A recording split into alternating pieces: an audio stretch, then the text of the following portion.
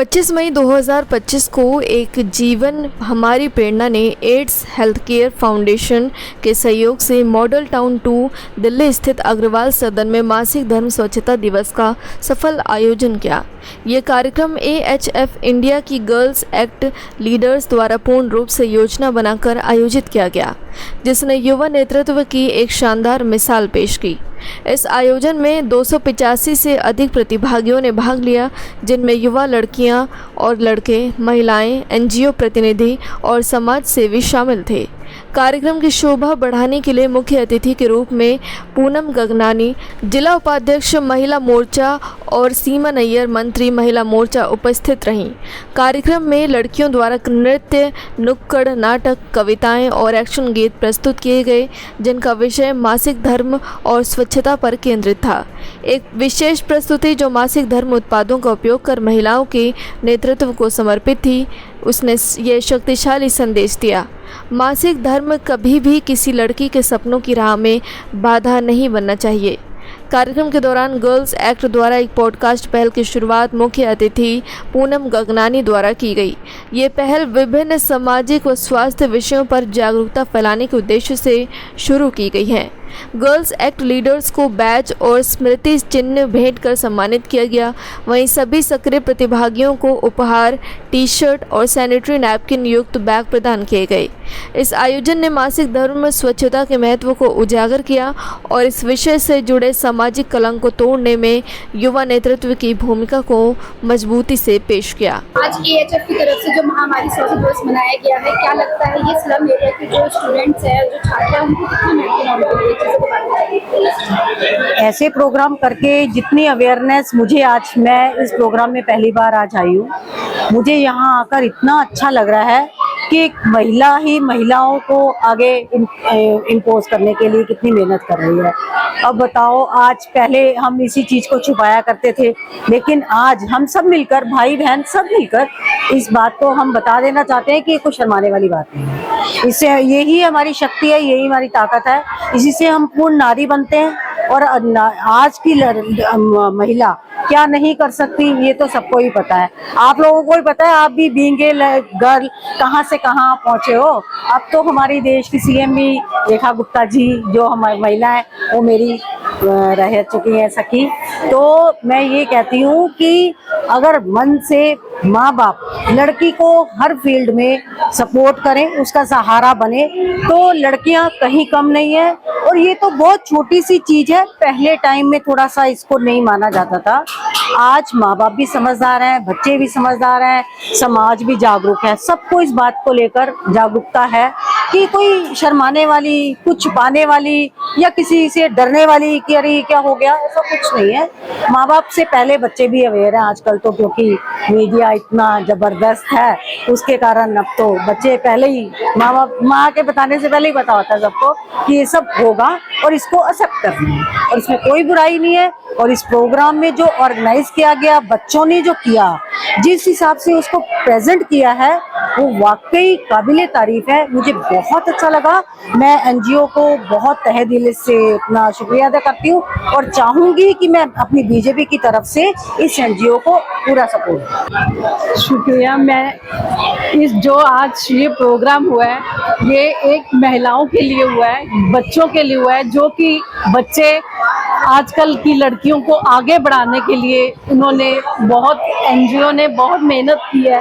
जो बच्चों ने यहाँ पे करके दिखाया है वो बहुत ही अच्छा, कि हमें बच्चों को और बच्चों को सिखाने के लिए कि हमें आगे बढ़ना चाहिए, ऐसे आगे और लड़कियों को बढ़ना चाहिए।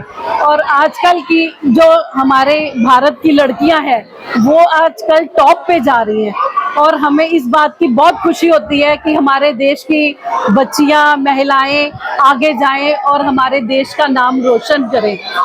और माँ बाप को भी चाहिए कि अपनी लड़कियों को घर में ना बिठाकर उनको आगे बढ़ाएं, देश की सेवा के लिए अपनी बेटियों को आगे भेजें।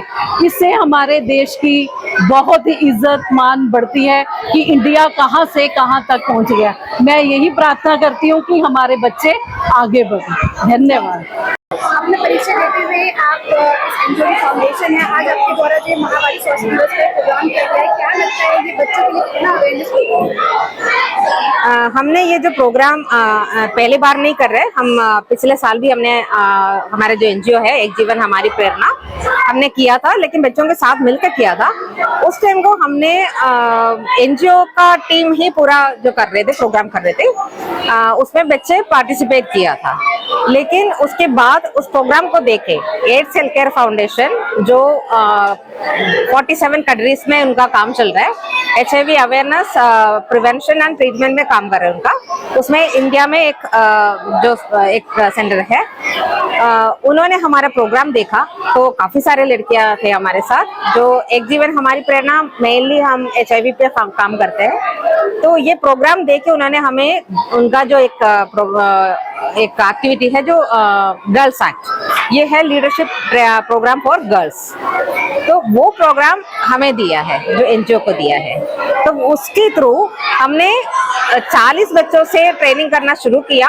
उसमें से कुछ बच्चे कंटिन्यूस नहीं आ पाए, ये 3 मंथ्स का ट्रेनिंग था, उसमें 34 गर्ल्स फाइनल ट्रेनिंग कंप्लीट किया है। उसके बाद उनका पहला इवेंट था ये जो मेंस्ट्रुअल हाइजीन डे, उसमें इन्होंने खुद इतना जानकारी इन्होंने कैंपेन किया है, अलग अलग जगह में अलग अलग बच्चों के साथ बात किया है, इनके बारे में डिस्कस किया है, बहुत सारे स्टडी किए इन लोगों ने। उसके बाद उन्होंने बहुत सारे एक्टिविटीज का स्टार्ट किया था। लगभग कितने सेंटर से आपके दिल्ली एनसीआर में कितने बच्चे आपसे जुड़े हुए हैं?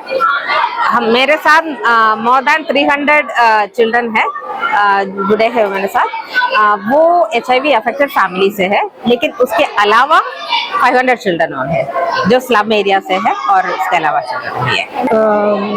माय नेम इज एलिजाबेथ, मैं AIDS health care foundation India office को रिप्रेजेंट कर रही हूँ। हम गर्ल्स एक्ट प्रोग्राम जो है AHF 36 राज्यों में कर रहे हैं। उसका मकसद ये है कि लड़कियां पढ़े, महामारी के कारण वो स्कूल से ड्रॉप आउट ना हो जाए। हर महीने 5 दिन वो घर में बैठते, फिर वो आदत हो जाती है और उसी के दौरान वो स्कूल ड्रॉप आउट हो जाते हैं, उनका शादी जल्दी होता है, बच्चे जल्दी होते हैं, टीनेज प्रेगनेंसी होता है, या फिर उन बच्चों को ट्रैफिक किया जाता है, वो सेक्स वर्क शुरू करते हैं, फिर HIV जैसे इन्फेक्शन उनको हो जाता है।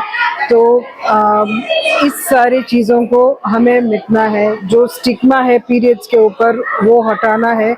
बच्चे आगे आए, पढ़े, वो स्कूल में ही रहे, क्योंकि स्कूल ड्रॉप आउट होने के बाद जब वो उसका शादी हो जाता है, उनके उतना हिम्मत नहीं रहता है, कॉन्फिडेंस कम होता है, स्किल्स नहीं होते हैं। अगर कल उनको एक जॉब करना है तो अपॉर्चुनिटीज बहुत कम होता है, फिर सेक्स वर्क करना पड़ता है। तो पॉवर्टी और ये स्टिग्मा, ये सारी चीज़ों की वजह से बच्चे ना they end up being in a very bad situation. तो स्वास्थ्य इज फर्स्ट, हेल्थ तो पहले आता है, उसका हमें देखभाल करना है। और इन बच्चों को, हम छोटे बच्चों को जैसे 11 साल से हम उनको स्कूल में जो है, उनको स्कूल में ही होने के लिए उनको हम ट्रेनिंग देते हैं। जैसे आज आपने देखा था, इस सारे बच्चों को हमने एक लीडरशिप ट्रेनिंग किया है और आज ये कार्यक्रम बच्चों ने खुद ऑर्गेनाइज किया है, गर्ल्स एक्ट। सो अभी वो पॉडकास्ट का इनॉग्रेशन किया, तो उस हिसाब से बच्चे आगे आए और लोगों और बच्चों को भी एनकरेज करके आगे आए।